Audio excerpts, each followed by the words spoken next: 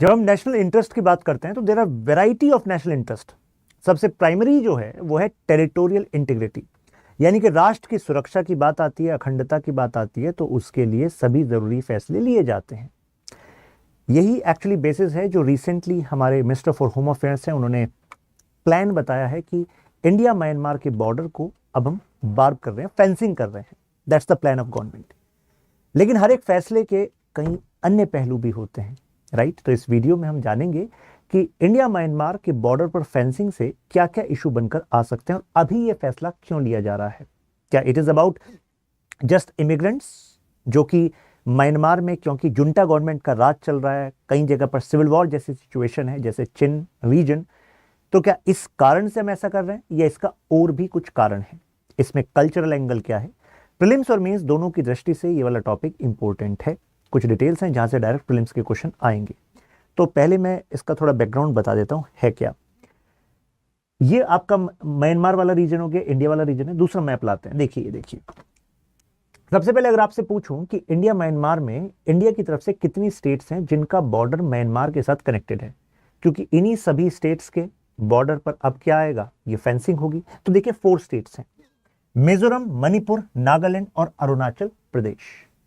तो क्या लगता है आपको कि गवर्नमेंट ने अगर कहा कि हम फेंस करेंगे, क्योंकि पोरस बॉर्डर्स हैं, यानी कि आसानी से आवाजाही हो पा रही है, साथ में एक फ्री मूवमेंट, एक रेजीम स्टैब्लिश किया हुआ है अभी तक हमने म्यांमार की सरकार के साथ, जिसके तहत अगर इंडिया की साइड से अगर कोई म्यांमार की साइड जाना चाहता है तो 16 किलोमीटर तक, 16 किलोमीटर तक आप जा सकते हो। ऐसे ही वहां से 16 किलोमीटर तक आ सकते हैं, राइट। तो ये क्यों किया गया? क्योंकि जब इंडिया और म्यांमार का ऐसा बॉर्डर नहीं बना था, क्योंकि ये बर्मा ब्रिटिश रूल था, ये वाला इस पर भी ब्रिटिशर्स का रूल था, लेकिन एडमिनिस्ट्रेशन का सेंटर अलग अलग था। यहां का सेंटर अलग था, यहां का एडमिनिस्ट्रेशन बिल्कुल अलग था।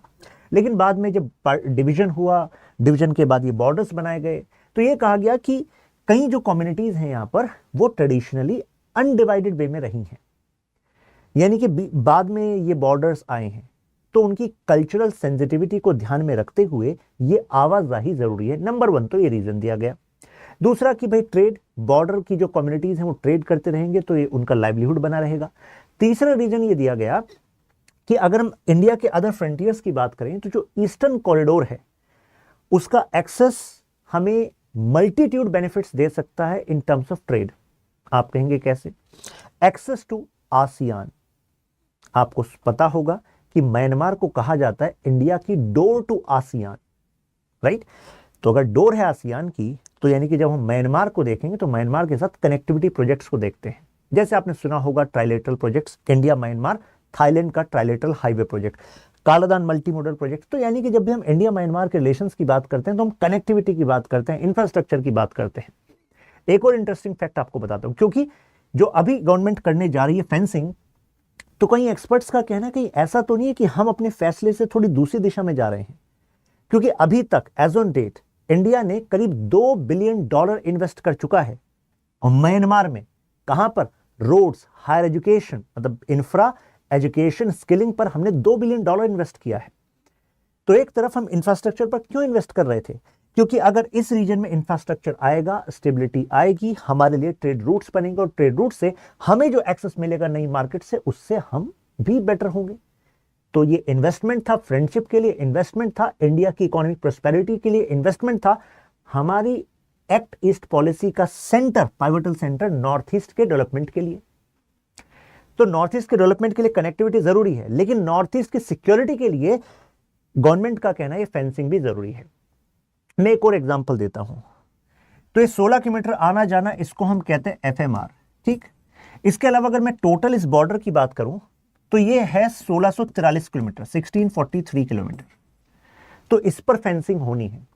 और अगर मैं मणिपुर की बात करूं तो यहां जो आप मणिपुर देख रहे हैं, तो इसका जो बॉर्डर है, यहां लिख देता हूं, वो है करीब 400 किलोमीटर, और 400 में से 10 किलोमीटर की ऑलरेडी फेंसिंग हो रखी है, ठीक। तो यानी कि जो फेंसिंग होनी है वो 90 किलोमीटर की होनी है। अब मणिपुर का जिक्र इसमें विशेष रूप से करना पड़ेगा, क्योंकि अभी जो minister for home affairs Amit Shah ji ने जो बात बताई है, जो फैसला बताया है, एक्चुअली इसकी पहली बार इन चारों राज्यों में से अगर किसी ने मांग की थी तो वो मणिपुर ने की थी। तो मणिपुर ने कहा था कि ऐसा होना चाहिए, फेंसिंग होनी चाहिए। ऐसा क्यों? अभी कुछ टाइम पहले आपने देखा होगा कि मणिपुर में जो ट्रबल थे, जो एथनिक आपने क्लैशेस देखे, कुकी एंड मैती, जिसमें 170 से ज्यादा लोग मारे गए। इतना तो रिकॉर्ड में, शायद इससे ज्यादा ही मारे गए हों, डिस्प्लेस हुए हों, तो क्षति है।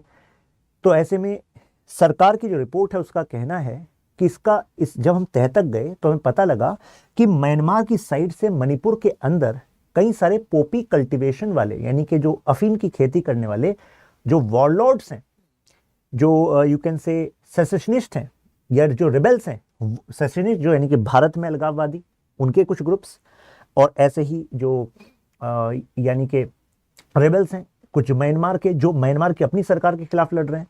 तो उन्होंने अपनी पनाह बना ली मणिपुर में। और ऐसे में क्योंकि कुकी और इनका मतलब बेसिकली जो, क्योंकि ट्राइबल कनेक्शन है ना, एक तरीके से समझ लीजिए कि ट्राइबल कजिन्स हैं, राइट, एथनिक कजिन्स हैं। तो एथनिक कजिन्स हैं तो सोलिडारिटी होगी भाई, है ना, एकात्म होगा।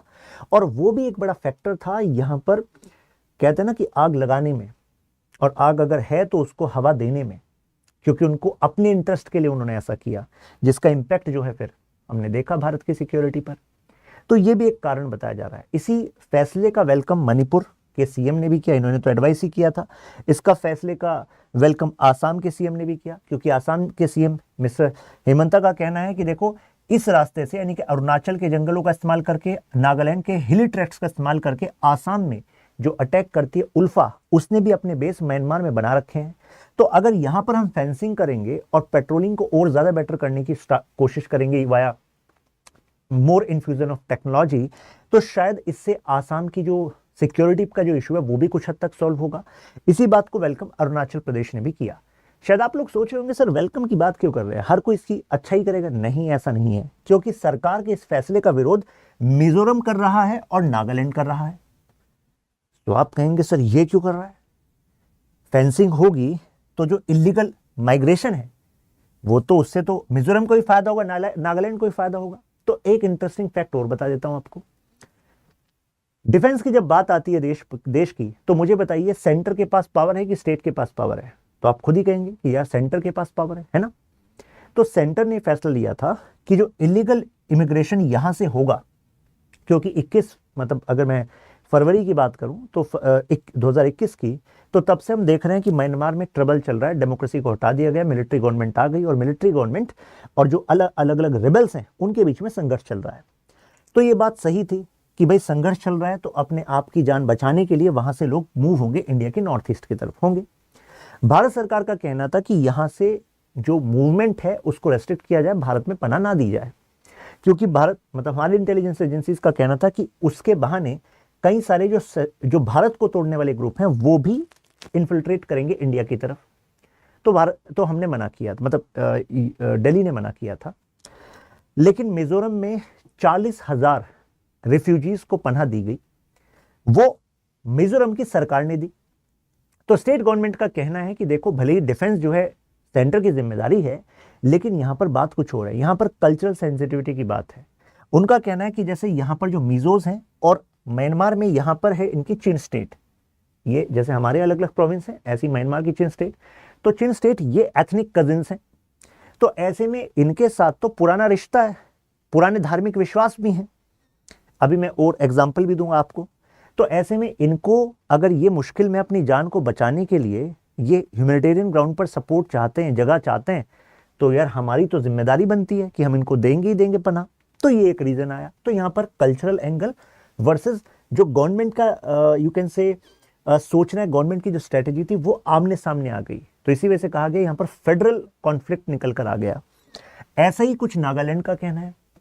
नागालैंड का कहना है कि भाई नागा ट्राइब्स जो हैं शुरुआत से इस बॉर्डर के दोनों साइड रहे हैं, तो दोनों में सॉलिडारिटी है, एकात्म की भावना है। अगर यहाँ पर फेंसिंग कर देंगे तो यहाँ पर जो कम्युनिटीज हैं उनको ऐसे फेंसिंग में रहने की आदत नहीं है।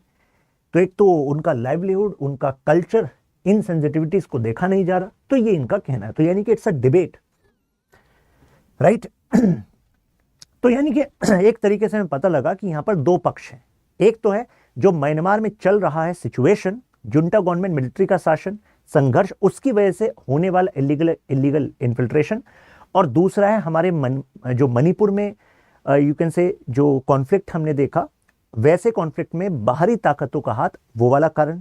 और साथ में जब मैंने ये वाली बताया तो मैंने कहा कि इसमें सेसेशनिस्ट फोर्सेस भी म्यांमार में पनाह बनाती हैं और फिर भारत में आती हैं, वो वाला एंगल यहां पर बताया गया। इसके लिए भारत सरकार ने कितने समय से आफ्सपा कानून का इस्तेमाल किया, यानी arm forces special power act, जिसके तहत आर्म फोर्सेस को सीजर और डिटेंशन के विशेष अधिकार मिल जाते हैं। और अब नॉर्थ ईस्ट में हालात को बेटर करने के लिए डेवलपमेंट को फ्रंट सीट पर रखा जा रहा है। आस्पा और इसके कानून को सरकार मॉड्यूलेट कर रही है एज पर दी पॉपुलर डिमांड, हालात को बेटर करने के लिए। बता दिया एक्ट ईस्ट पॉलिसी के लिए समझ लीजिए कि ईस्टर्न पार्ट जो है वो कॉरिडोर है, आसियान विंडो है, मतलब आसियान की विंडो है म्यांमार। नॉर्थ ईस्ट का रिएक्शन आपको बताया, इनका कहना है कि होना चाहिए, इनका कहना बिल्कुल हम तो वेलकम करते हैं, अरुणाचल का कहना बिल्कुल होना चाहिए। लेकिन जो है जैसे secessionist groups ULFA, NSCN, Khaplang, IM, Isak Muivah, तो हम देखते हैं कि NSCN के कुछ जो फ्रेगमेंट्स हैं जो भारत के खिलाफ काम करते हैं वो यहाँ पर। अब यहाँ पर मिजो का क्या कहना है, मिजोरम का, कि जो कम्युनिटी है उसको हम चिन स्टेट में भी देखते हैं। नाउ कम्युनिटीज लिव टुगेदर, क्योंकि बताया आपको मिजोरम, नागालैंड, उनका क्या कहना है कि यार हम तो इतने समय से ऐसे रहते थे जब बीच में कोई बॉर्डर नहीं होता था, तो इसी वजह से कल्चर सिमिलरिटीज है। जैसे कि जो मेतीज हैं, जिसको आप मणिपुर में देखते हैं मेतीज वर्सेस कुकीज, तो म्यांमार में भी मेतीज पाए जाते हैं, काथे उनको बोलते हैं। और एक समय ऐसा था जब मणिपुरी किंगडम था तो उनका राज जो है, ये जो आप देख रहे हैं काबा वैली, जो कि अब आप म्यांमार के साइड देखते हैं, यहां तक उन्हीं का राज एक्सटेंड होता था। तो जाहिर सी बात है, मुझे बताओ कल्चर, प्रैक्टिसेस, उसमें रिचुअल्स में सिमिलरिटी होगी कि नहीं होगी। ये रीदिल लेक है, ये चिन स्टेट में है, म्यांमार के। चिन स्टेट अभी शो किया था ना मैप में आपको, मिजो के नीचे चिन स्टेट। तो ऐसे में चिन, कुकी, मिजो, जिनको हम जो पीपल कहते हैं, ये उनके लिए, उनके रिचुअल्स के लिए कल्चरल इंपॉर्टेंस रखती है, उनके रिलीजियस सिग्निफिकेंस रखती है। तो यानी कि उनको यहाँ पर आना होता है। तो अभी जो फ्री मूवमेंट का अवेलेबिलिटी है वो उनको हेल्प करता है। तो इससे बदलने से, इस वजह से वो नाखुश हैं। अगर ये बॉर्डर बन गया फेंसिंग वाला, तो फिर एक सवाल उठता है, क्या फेंसिंग इस टफ टेरेन में, समय बहुत लगेगा, पैसा बहुत लगेगा, लेकिन मुद्दा ये देश की सुरक्षा के लिए जरूरी है, लेकिन क्या फेंसिंग के बाद भी हम कंडीशन, जो पोरस बॉर्डर की कंडीशन होती है कि भाई लोगों को रोक ही दें लीगल इमिग्रेशन होना, लेकिन क्या ये गारंटी है? तो जो इसके क्रिटिक हैं वो कह रहे हैं कि लोकल्स फिर भी कुछ ना कुछ रास्ता निकाल लेंगे, क्योंकि हर समय तो फोर्सेस पेट्रोल नहीं करेंगे इतने बड़े स्ट्रेच पर, और पहाड़ी हैं, वैलीज हैं, तो इतने में मतलब एक स्ट्रेंथेंड फेंसिंग जो है वो अपने आप में एक बहुत बड़ा चैलेंज होगा। तो अब इसमें एक पक्ष ये है कि म्यांमार की जो जुंटा है वो भारत सरकार के साथ अलाइन रही है हमारे नॉर्थ ईस्ट की सिक्योरिटी के लिए। आप कहेंगे कैसे?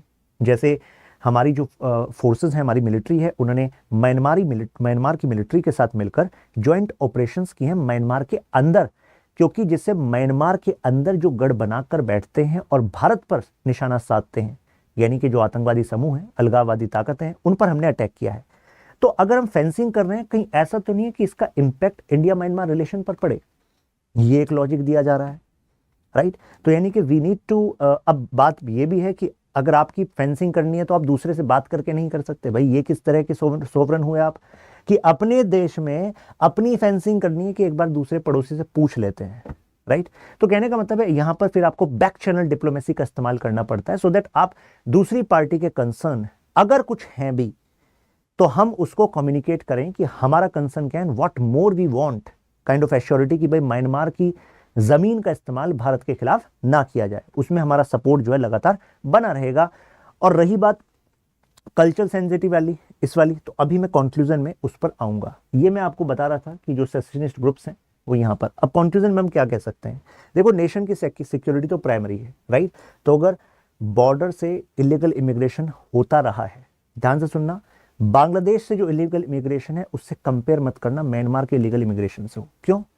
म्यांमार जो बांग्लादेश से इलीगल इमिग्रेशन हुआ है उसका वो बहुत बहुत ज्यादा है म्यांमार के कंपैरिजन में। पहली बात तो ये हो गई। दूसरी बात, वो आया है बेटर लाइफ के लिए, यानी कि लिविंग अपॉर्चुनिटीज, बेटर एग्रीकल्चर और इंडियन नॉर्थ ईस्ट साइड। लेकिन अगर यहां पर म्यांमार की साइड बात करें तो जो रिसर्च बताती है कि म्यांमार से जो मोबिलाइजेशन हुआ है वो प्राइमरीली जो इंस्टेबिलिटी, जो प्रोसिक्यूशन है उससे बचने के लिए हुआ है। हालांकि म्यांमार से प्राइमरी आप देखते हैं जो रोहिंग्या रीजन है, रखाइन स्टेट है, वहां से जो इलीगल इमिग्रेशन है उसका नेगेटिव इंपैक्ट तो खुद बांग्लादेश पर भी पड़ा है, उसका तो इंपैक्ट इंडिया पर भी पड़ा है, राइट। तो यानी कि वहां पर persecution, disenfranchisement, lack of stability in their administration, that is the reason. लेकिन बांग्लादेश के केस में better livelihood opportunities, deep poverty, ये रीजन भी है। मतलब वहां पर ऐसे भी रीजन म्यांमार में जहां पर एग्रीकल्चरली रिच रीजन भी है, राइट। तो that's the difference between the two. अब बैलेंस क्या निकाले भाई, रास्ता क्या निकाले? तो देखो, फेंसिंग तो सरकार ने फैसला कर ही दिया है, सिक्योरिटी तो प्राइमरी होती है।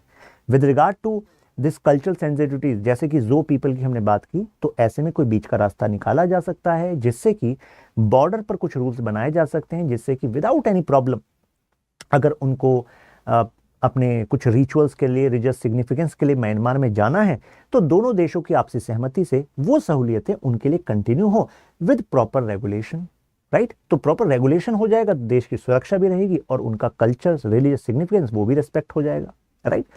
इस इंसर्जेंट्स को स्टॉप करना जरूरी है, तो म्यांमार के साथ क्लोज कोऑर्डिनेशन और स्टेप अप हमें करना पड़ेगा। Now the question is discuss the challenges associated with India Myanmar porous borders. तो आई थिंक अब आपको एक फेयर आइडिया हो गया होगा, right, what needs to be done.